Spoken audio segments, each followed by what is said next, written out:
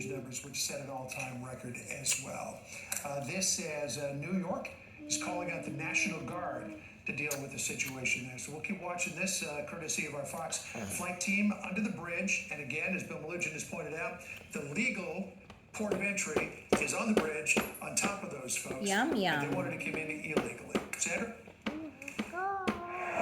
Chicago is an active war zone. Cook County has become a revolving door. Officers continue to lock up violent offenders, but we find them back. Then we find them back on the streets. The problem is, it's become so normalized here that those numbers aren't even shocking to us anymore. Victims of Chicago's violent crime slamming the city's soft on crime policies during a House field hearing today. Just this past weekend, 30 people were shot, including an 86-year-old man who was gunned down in front of his home after simply retrieving something from his car. Garrett Tenney's live in Chicago on this for us. Garrett, it is just absolutely heartbreaking to see what is happening there. What's the latest? Yes, Andrew, we now have video of one of the latest violent robberies to happen in Chicago, and we want to warn folks that some of this is hard to watch. This surveillance video comes from yesterday afternoon in the city's popular Bucktown neighborhood.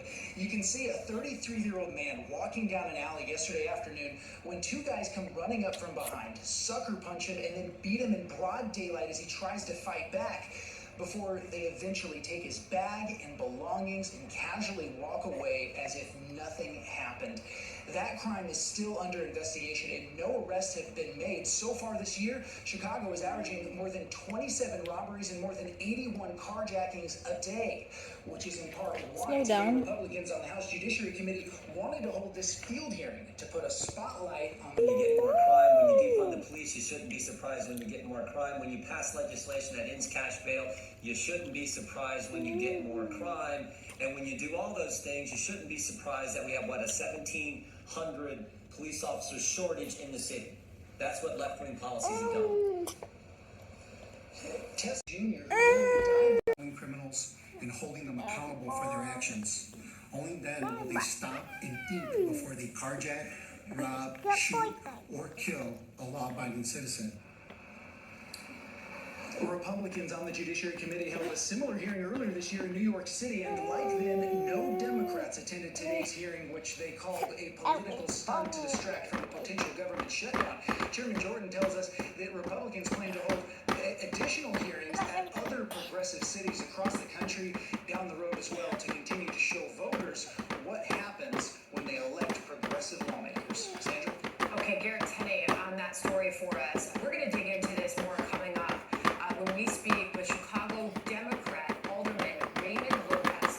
He'll be joining us coming up. He was at today's field hearing in Chicago, and he is responding to that new video of the 33-year-old man who was going about his daily business 3 o'clock in the afternoon yesterday when he was attacked by two men and robbed as they walked away in a Bucktown alley. It was all caught on video.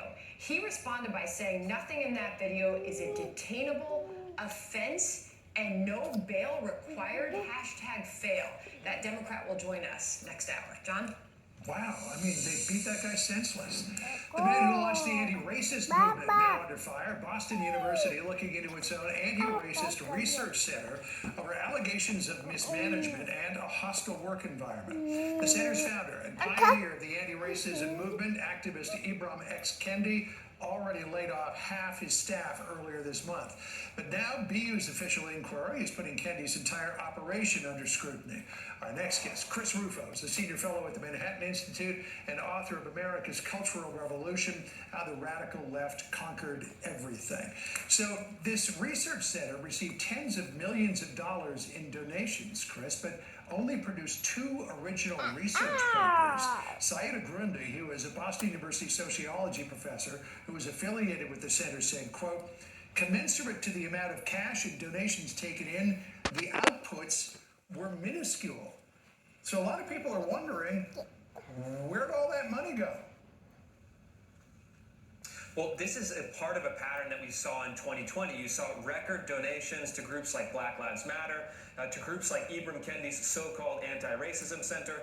And now fast forward 3 years, what we've seen is that the BLM organization, the leaders looted it, They headed for the hills, they decamped to their mansions and left the organization in shambles. And now we have Ibram Kendi's Anti-Racism Center. This is really the most spectacular academic failure in many years. They hoovered up $40+ million, produced almost no research. Even a single research scholar could produce more than 2 papers in 2 or 3 years. This is really what's at the heart of this movement. It's empty, it's nihilistic, it has nothing of substance. It's all about taking in cash, producing nothing, taking personal paychecks in many cases, and then running when everything falls apart. So to me, this is a symbol of where we've come since 2020 and why that movement is really floundering today. The New York Times did go to this really very comprehensive article.